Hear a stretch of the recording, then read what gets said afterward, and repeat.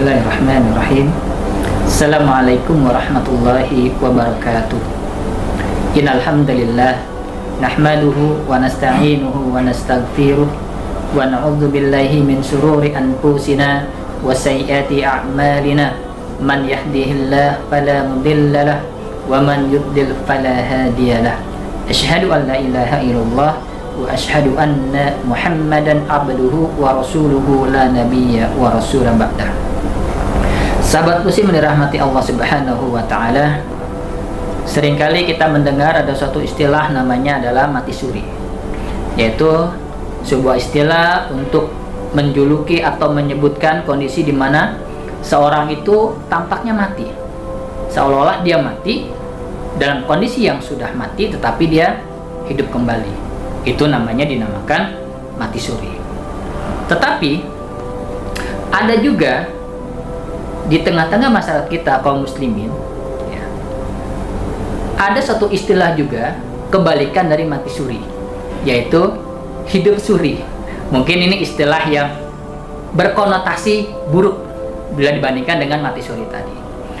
Nah, hidup suri itu adalah suatu istilah atau suatu kondisi di mana seseorang yang tampaknya hidup tapi sebenarnya telah mati. Ya. Nah, pertanyaannya adalah seperti apakah orang-orang yang mati suri tersebut? Seperti apakah orang-orang yang hidup suri tersebut? Maka Rasulullah SAW mengatakan seseorang yang hidup suri adalah orang yang hatinya jauh dari zikrullah, jauh dari mengingat Allah Subhanahu wa ta'ala. Sahabat muslim yang dirahmati Allah Subhanahu wa ta'ala, banyak sekali dalil-dalil dari Al-Quran ataupun dari hadis Nabi Sallallahu Alaihi Wasallam yang memotivasi kita untuk senantiasa berzikir kepada Allah Subhanahu wa ta'ala.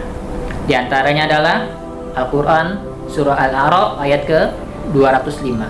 Allah Ta'ala berkalam, wazkur rabbaka fi nafsika tadarru'an wa khifah wa dunal jah minal qawli bil buduwi wal asal wa la takum minal ghafilin. Yang artinya adalah ingatlah Rabbmu dalam hatimu dengan rendah hati dan dengan rasa takut dan dengan tidak mengeraskan suara pada waktu pagi dan petang, serta janganlah kamu termasuk orang-orang yang lalai. Nah, di dalam ayat tersebut Allah Ta'ala memerintahkan kita untuk senantiasa mengingat dirinya, karena dengan mengingat dirinya senantiasa hati kita tidak menjadi lalai dan hati kita akan senantiasa hidup. Karena seseorang yang ketika enggan berzikir, jauh dari mengingat Allah, maka Allah menjuluki dia dengan seseorang yang hidup suri. Sahabat muslim dirahmati Allah Subhanahu wa ta'ala, kebutuhan seorang hamba terhadap zikir itu seperti kebutuhan seekor ikan terhadap air, sebab zikir merupakan sumber kehidupan hati. Nabi Shallallahu Alaihi Wasallam memberikan sebuah perumpamaan yang sangat buruk bagi manusia yang enggan berzikir atau malas berzikir. Beliau mengatakan, masalul ladzi yazkuru rabbahu wal ladzi la yazkuru rabbahu masalul hayy wal mayit. Yang artinya perumpamaan orang yang berzikir mengingat Allah dan orang-orang yang tidak mau berzikir, yang enggan untuk mengingat Allah Ta'ala, seperti orang yang hidup dan orang yang mati. Hadis riwayat Bukhari dan Imam Muslim. Maka Rasulullah SAW menjuluki seseorang yang dia tidak mau berzikir, enggan untuk berzikir, tidak mau untuk mengingat Allah Subhanahu wa ta'ala, maka dia adalah orang-orang yang kelihatannya hidup tapi kondisinya sedang mati. Karena barometer seseorang hidup atau mati itu adalah masalah hati. Demikian teman-teman semua yang dirahmati Allah Subhanahu wa ta'ala, maka marilah kita berzikir kepada Allah Subhanahu wa ta'ala, dan silakan kita berzikir seperti zikir-zikir yang sudah masyhur, yang sudah terkenal, seperti kita berzikir astagfirullahaladzim, atau kita berzikir subhanallah walhamdulillah wala ilaha illallah Allahu akbar, di mana Rasulullah sallallahu alaihi wasallam di dalam sebuah hadisnya beliau mengatakan, ahabbul kalami ilallahi arba'.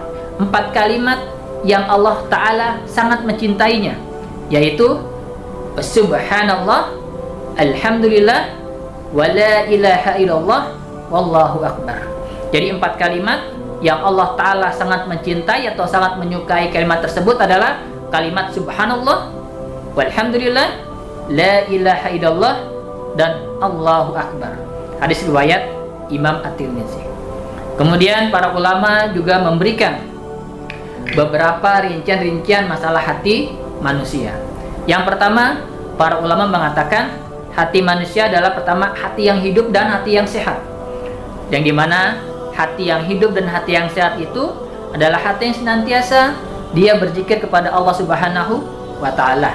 Hati yang senantiasa mengikhlaskan setiap amalan-amalannya itu untuk Allah Subhanahu wa Ta'ala. Karena makna ikhlas itu adalah kita beribadah, kita tujukan hanya untuk kepada Allah Subhanahu wa Ta'ala saja. Itu makna ikhlas. Kemudian hati yang mati. Hati yang mati itu para ulama mengatakan adalah hati yang kosong dari zikir kepada Allah Subhanahu wa Ta'ala. Dia tidak mengenal Robnya, dia tidak beribadah kepada Allah Subhanahu wa Ta'ala, dia tidak menjalankan perintahnya, dan senantiasa dia selalu melarang atau melanggar larangan-larangan yang telah ditetapkan oleh Allah beserta dengan Rasulnya. Kemudian hati yang sakit. Hati yang sakit adalah hati yang hidup namun menderita penyakit. Maksudnya apa? Maksudnya adalah hati yang lebih dominan, dia tidak mengingat Allah Subhanahu wa Ta'ala. Di dalam hatinya itu timbul rasa hasud, hasad dengki, ataupun iri hati kepada sesama muslim lainnya. Nah, itu adalah hati yang sakit. Maka kita memohon kepada Allah Subhanahu wa Ta'ala agar Allah Ta'ala memudahkan kita untuk mengingat Allah, agar Allah Ta'ala memudahkan kita juga untuk berzikir, sehingga hati kita masuk ke dalam golongan hati yang pertama, yaitu hati yang hidup dan hati yang lembut. Demikian, subhanaka Allahumma bihamdika asyhadu an la ilaha illa anta astaghfiruka wa atubu ilaika. Assalamualaikum warahmatullahi wabarakatuh.